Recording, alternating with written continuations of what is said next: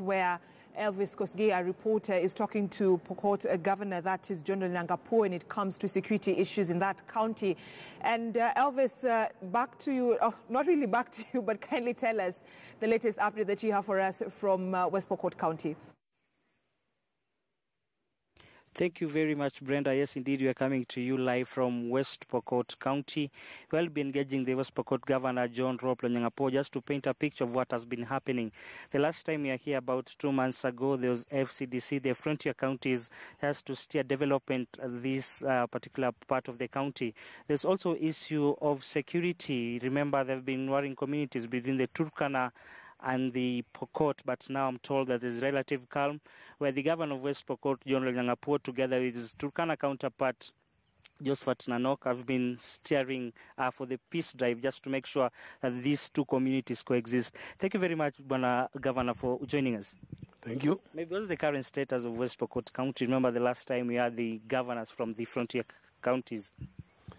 As you can see, West Pokot is very calm. We have rains. You can see for the last 4 days we have had some blessings of rain, and these are good tidings for us as we approach the festive season. And pastoralists are very happy when they see that there is enough grass and some water, noting that West Pokot is 80% semi-arid. And since the time we were here with my colleagues from the frontier counties, we have moved on as a county. We are developing all the projects that we started. The European Union has given us some money to complete our mechanized slaughterhouse, 77 million. So by next year, the raw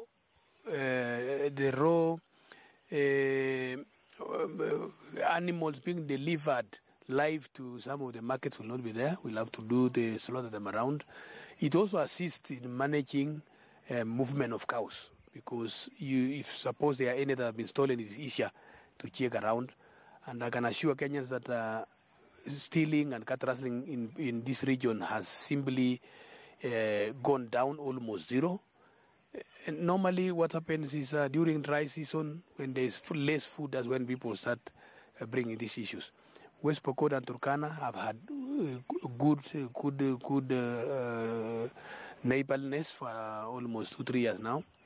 The other day, there was a small eruption of cat rustling, which began innocently because some thieves from Turkana went to steal cows from Baringo, Tiaty constituency, which neighbors West Pokot County. And unfortunately, or whatever it is, we are pastoralists. The owner of these cows migrated from West Pokot looking for pasture in Baringo. So when we asked the Turkana what happened, he says, no, these are our enemies. We have no problem with West Pokot. We normally steal from one another. Turkana East and Tiaty. And Tiaty is also called Pokot East, yes, although it's not in West Pokot. Mm-hmm. So that behavior hides criminals. Mm-hmm. And also breeds banditry. So we have agreed together with my brother Nanok and Kiptis of Baringo that on 7th of January, we are taking a peace meeting direct to Kapedo, where we'll bring all those warring community leaders, krals, to come there, let them vomit and talk whatever they want to talk. After that, we baptize them with peace, mm-hmm, and we can see how it moves. So we are okay. My border and Turkana, okay, my border and Karamojong, I've just come from Karamojong the other on Monday in Uganda, which is doing well. So we are relatively happy. It's only money from Nairobi which is not coming. Counties are really, really down. If National Treasury is hearing me, Rotich and Tuke, let them release funds. We are in a mess. All counties, not my county alone. Mm-hmm. Why should money not be released? It's our right. Mm-hmm. Yeah, the Katiba has given us minimum 15%. Whatever was approved by Senate, let it come. Okay. Yeah. Lastly, Governor, allow me to ask you this. I remember like about a week ago, 2 weeks ago, in the social media that the West Pokot Governor, the security detail that had been attached to you was withdrawn. Maybe what's the current status as we speak right now? There is some behavior in Kenya which doesn't make sense. Why would policemen and AP, who should literally be at the border, checking communities where we have these challenges, Why do they pump themselves with the roads? Which insecurity has arrived into the highway? So I found that they put 25 roadblocks in my county on one highway, the Kitale Kapenguria Lodwa Road. I don't know how many were in Turkana, but I only know one was only in Trans-Nzoia County. What were 25?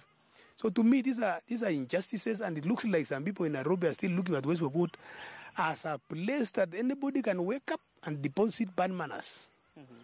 Because they think people are primitive. So when I say stop it, they didn't listen.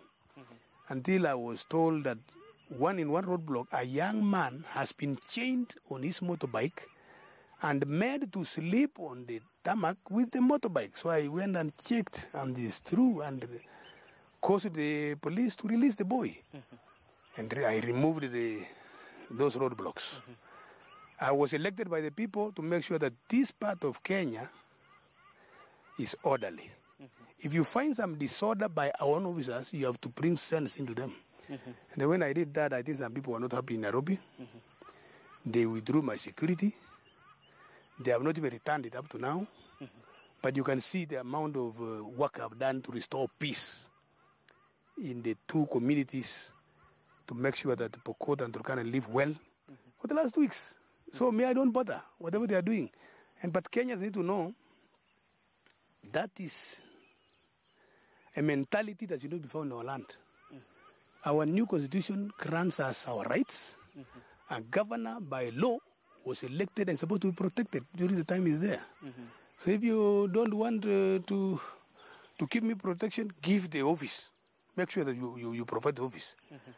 And you can only withdraw security if that officer is a threat to the nation. He wants his treason, wants to overturn the country. So I don't understand. Removing roadblocks so that brings the sense, demanded and forced people to remove my askaris. Why? So to me, I think we still have some draconian laws which needs to be changed.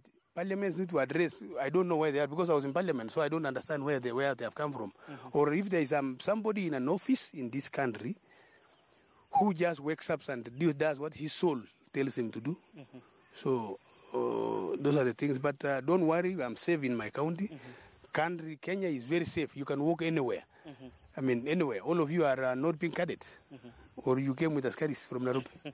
No. Yes. So don't worry, everything is safe, West Pokot. It actually tells you West Pokot is the most secure place. If the governor is now walking like the way you are seeing me for almost 2 weeks, then everything is okay. Thank you very much. I understand that we'll have to head over to Kisumu County, where my colleague Willie Lusige, of course, putting a picture of where President Uhuru Kenyatta, former Prime Minister Raila Odinga, and maybe major leaders from those parts of the county. From me, Elvis Kosgei, I've been West Pokot County. Let me hand over to